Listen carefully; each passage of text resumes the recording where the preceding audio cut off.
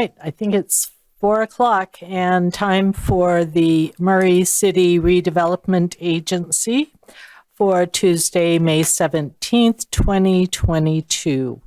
And I'd like to welcome everyone who's here, including all the council members. Everyone's present. The mayor, the attorney, and the recorder. Anyway, welcome. And let's get started. First is the approval of minutes. We have no minutes in this packet. Second is citizen comments. Public comments can be made in person during the meeting or may be submitted by sending an email, including your name and address, to rda@murray.utah.gov. All comments are limited to 3 minutes or less, and email comments will be read into the meeting record. So, do we have anyone here for citizen comments? I suspect we do. Now is the time. Yes. Is there a public hearing later? There's not, is there? Okay. No. All right. No, just public comments. Yes, so this is your time. Okay. Sorry, I'm still trying to figure this out. That's okay. You would think after being here a couple times, I would have it figured out. So my name is Jen Kika-Lynn, and I live at 331 East Shamrock Drive. And I am a 4th generation resident of Murray. And I actually live in my family property, so I'm happy to say that. I also own a Murray business. I own K Real Estate, the Give Back Brokerage, and also located in Murray, and also houses the Murray Chamber of Commerce. And I'm here because I wanted to give comments on the Murray Chapel and then also the Murray City Hall. Being a resident and then also having a business in Murray, I'm very attached to Murray. I care what happens in downtown Murray. I actually was married at the Murray Chapel in 1995, so I have an attachment to there. I know Susan Wright really well. And it breaks my heart what's happened over the years. So I do care what happens at the Murray Chapel. Recently, I did submit a letter of intent to purchase the Murray Chapel. And the purpose of that would to create a community center. And that would be to connect the community and businesses and also charities in an area that I think that the community deserves. And I know that I can do that. I have proven that I've done that in the 2 spaces that I currently own.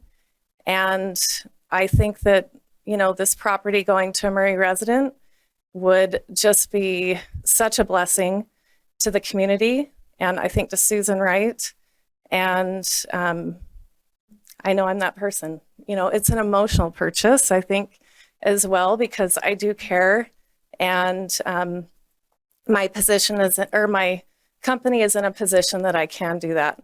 I have financing ready. I have the ability to do it. And that's only part of the reason why I'm here.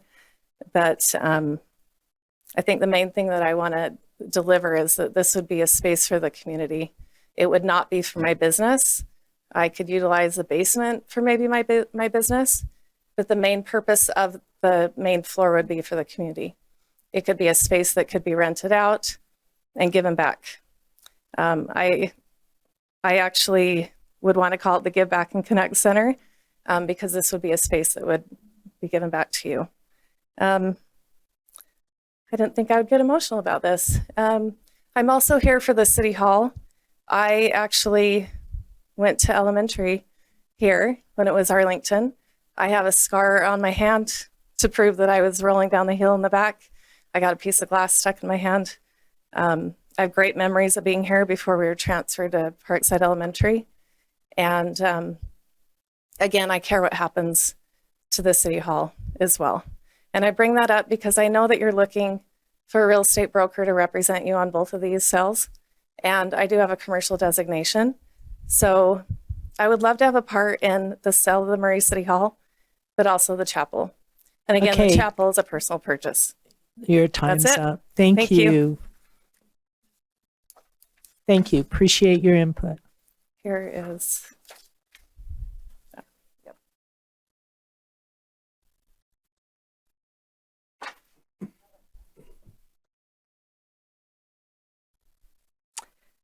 Do we have any other comments? Okay. It seems as if we're done with comments. So now we'll do the RDA budget update. Jared?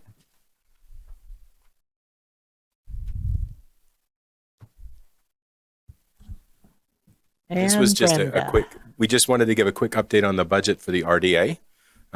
Nothing major, but just a few points to go forward. So I'll turn over to Brenda.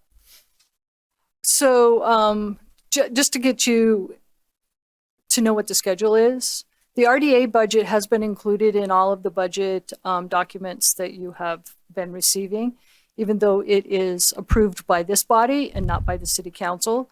So tonight, when we talk about the budget in the city council meeting, we are not talking about approving the RDA budget. That will happen on June 20, the 21st. The 21st of June, there will be another RDA meeting where the RDA budget there will be a public hearing about it, and it will be approved then. Basically, what I put in the RDA budget is receipt of the TIF funds of the property tax.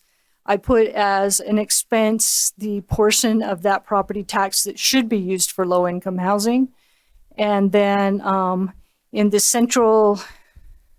CBD district, central district, we put in some, I think it was $100,000 of miscellaneous expense in case we need to do appraisals or whatever, things that can come up in that area. Need to get environmental studies done or anything like that. So we have a little bit of budget sitting there. Other than that, that's basically all that is in there.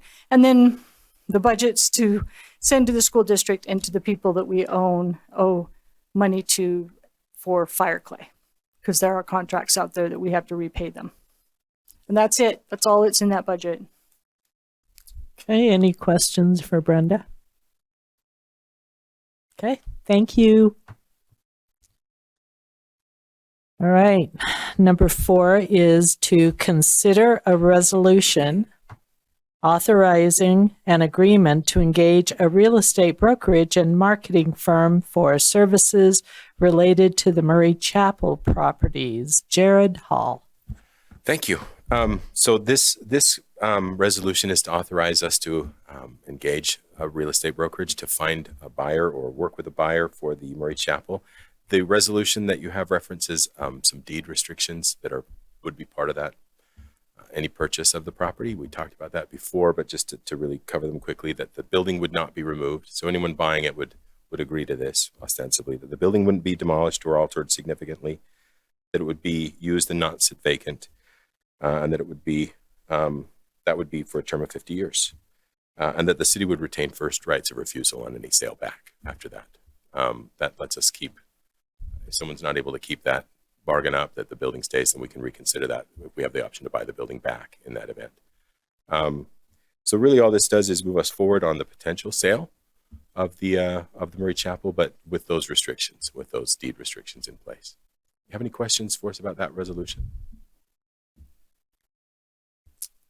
No questions? So the restriction is in place for 50 years, but after that point, someone could tear it down. Well, that's the way it's written as I read it. Okay, I just want to make sure I understand. So that detail would be worked out with the buyer, Okay. and it could be 20 years. It has to be a reasonable amount of time, but it can't be forever. That they could have to keep the building. Yeah. Okay. Understand. Any other questions? If not, I would accept a motion. I move that we make a motion to consider a resolution authorizing an agreement and to engage a real estate brokerage and marketing firm for services related to the Murray Chapel properties. Do we have a second? I second. All right, is there discussion on the motion? Seeing none, I'll take the roll. Brooke, would you take the roll? Aye. Aye. Aye. Aye. Aye. Okay. Motion passes. And number 5 is very close to number 4. It's to consider a resolution authorizing an agreement to engage a real estate brokerage and marketing firm for services related to the Murray City Hall properties. And Jared. So this resolution, thank you. This resolution is very similar, like you said, not as the RDA board is not as far into the discussions about that potential sale, but we felt like the time had come to start those discussions and look at the future, since the new city hall will be completed soon, early next year. So to be ahead of that schedule and not lose time, we'd like to get a resolution in place to let us start exploring those possibilities with a real estate brokerage as well.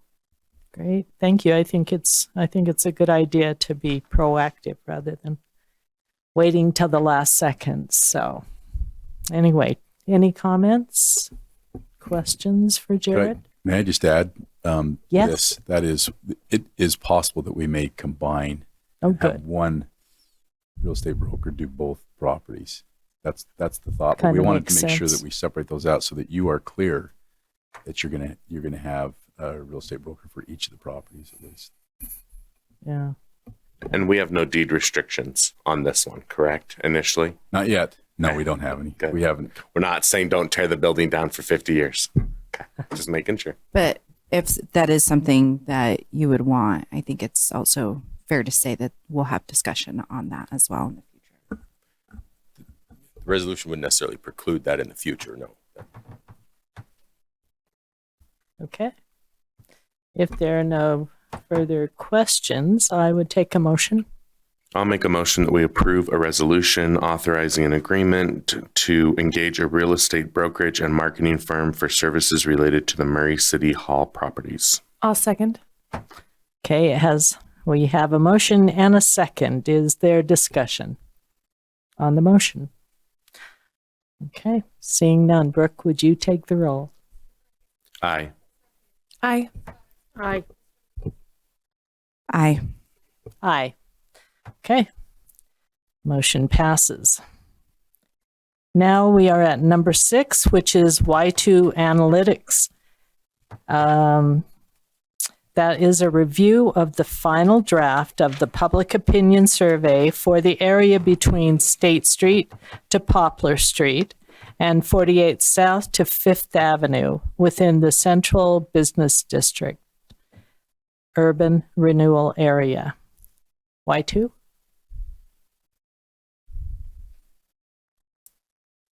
Good evening, folks.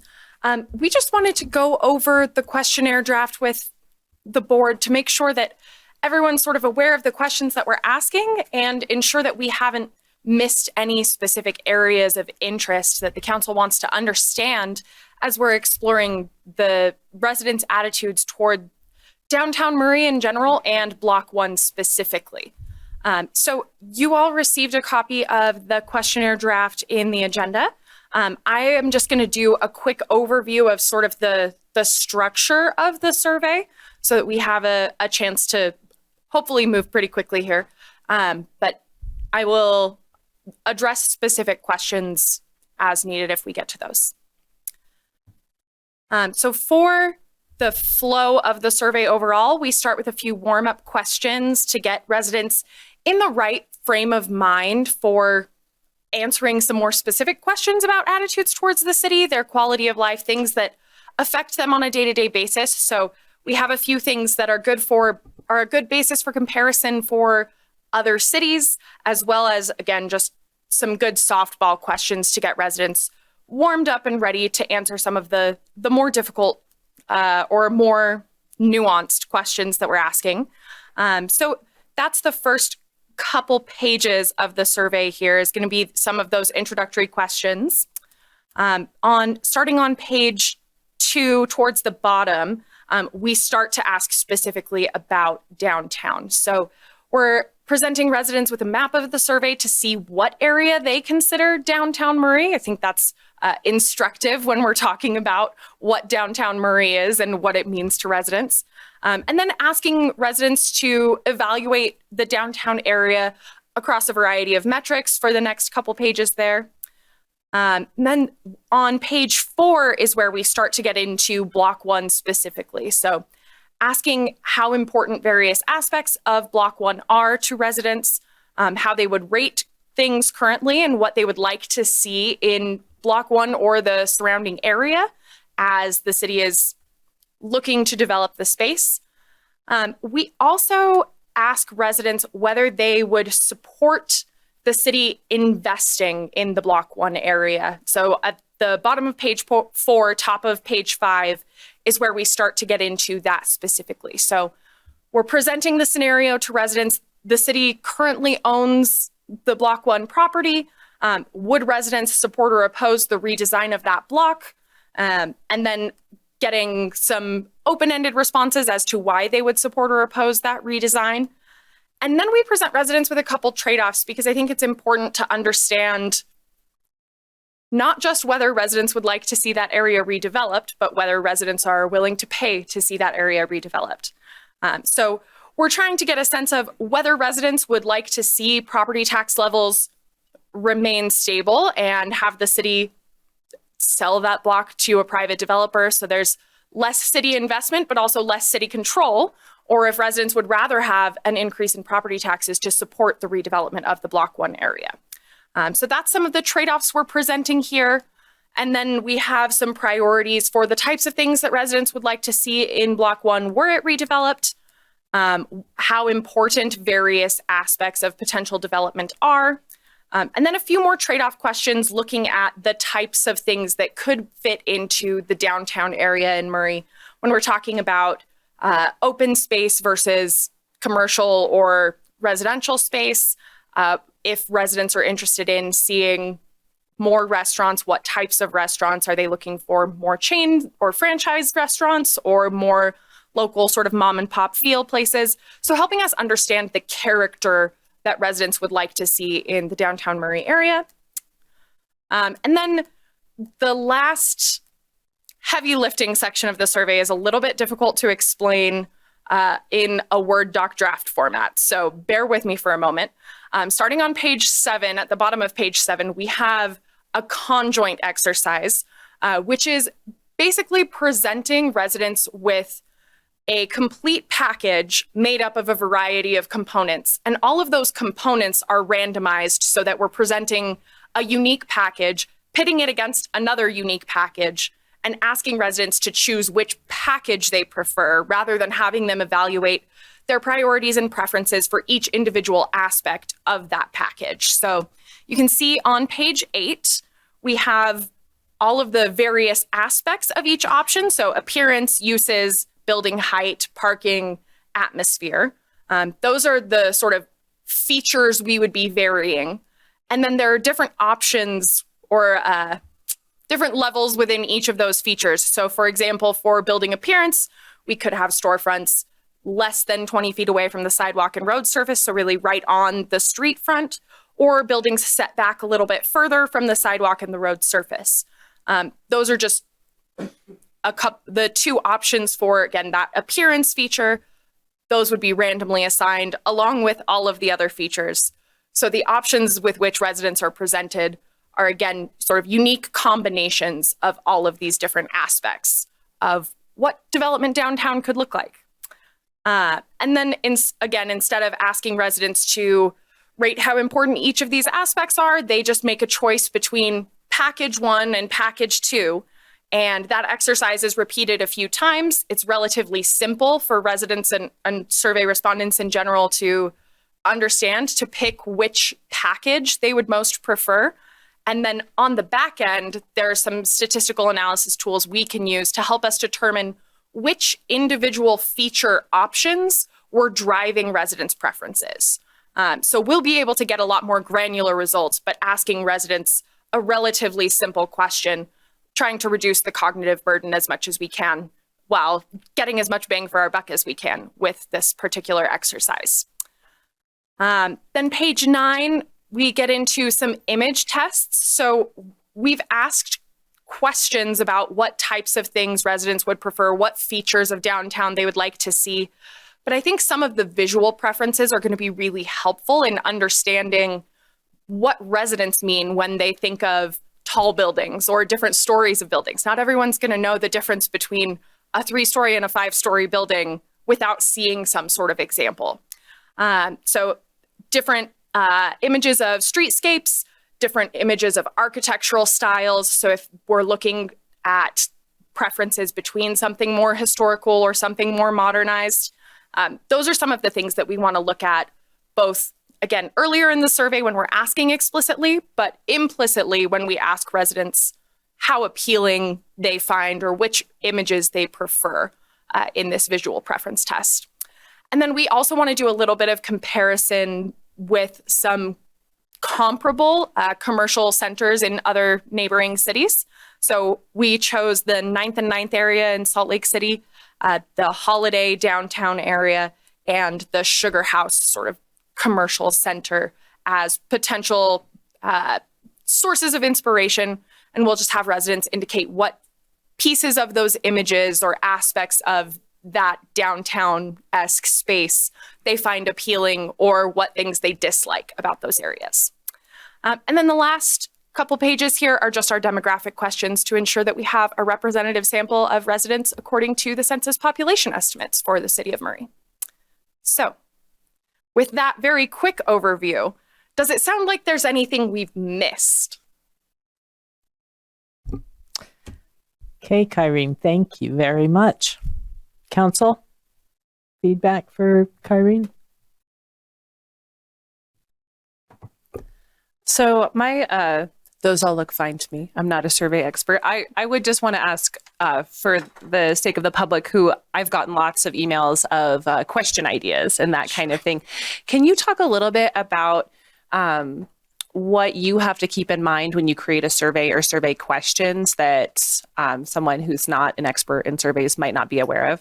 Sure, yeah. So some of the guiding principles when we're thinking about survey design are, first of all, we want to make our questions accessible. So if we need to provide context for something to make sure that everyone is on the same page before we're asking a survey question, we should probably think carefully about whether we should ask that question.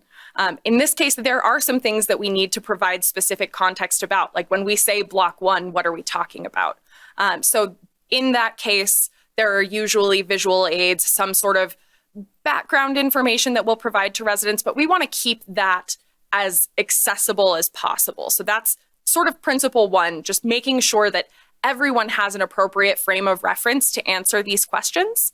The second principle that we use to guide our survey design is sort of a principle of simplicity, but also comprehensiveness. So we want to ask the question in the most basic way possible while getting the data that we need. So if we're really interested in what residents in one part of the city think about a particular issue or a particular aspect of downtown, it's a lot easier for us to do the geocoding on the back end to say residents in this spot, in this neighborhood around Block 1, for example, really care about X, Y, and Z without asking, do you live near Block 1? And what things matter to you and how important are each of these things? So again, just the simplest way possible to get the data we need, and we will do as much of the heavy lifting as we can. The other thing that we always have to consider is just making sure that we're not asking leading questions to the extent possible. So again, providing context is sort of a fine line. And we know that there are groups of residents with various interests that might like us to phrase a question a certain way so that they can, or on the flip side, accuse us of framing a question a certain way to get an outcome that is either supportive or antagonistic to their goals. Our goal, because we aren't Murray residents, we aren't Murray elected officials, we have no dog in this fight other than to collect representative data. So we're going to be sure that we're framing the questions as objectively as possible. And those are sort of the things that overall high-level values guide our survey design process. Thank you. Yep. How long do you expect this will take someone to fill out? That's one thing I'm looking at. There is a lot in here. And so, what is the time you think it'll take? We're looking at about a 15-minute survey instrument. Okay. Yep. And in your opinion, that is something you get a lot of participation in? That's not too long? No, it's generally speaking, when we are surveying Utah residents and the survey is sponsored by a entity they recognize, so whether that's a school district or a city, we tend to find that residents will sort of bear with us for up to 18 minutes. Once we hit that 18-minute threshold, we see a lot of drop-off. So here we're looking at about 15 minutes. We definitely don't have room to add more questions. If there were things that we had missed in the scope of this survey that folks were interested in adding, we would have to prioritize and find other places to cut to make room for anything else.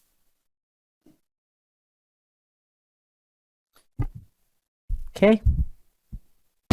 Could we talk a little bit about how we would go about selecting those who are participating in the survey? I know that keeps coming up in emails for us, and what the process looks like on your end. Sure. So the survey participant selection process is going to be an address-based sample of households in Murray. So that will include homes, apartments, condos, a full range of household types. And we will send those invitations via either email or printed mail to randomly selected households. And generally speaking, we have to send about 10 times as many invitations as we expect to get responses. So we're looking at probably sending around 10K invitations so that we can get 800 to 1,000 responses. But that will be a randomly selected 10,000 households in the city. And again, that's based on address so that we're being as inclusive as possible. That was my question. How many you were sending out and how many you expect to have returned? So let's hope we get that many or more. Yes. I mean, Murray residents are pretty interested in this, so I would suspect we'll get quite a few. That's what we're hoping. Yeah, right.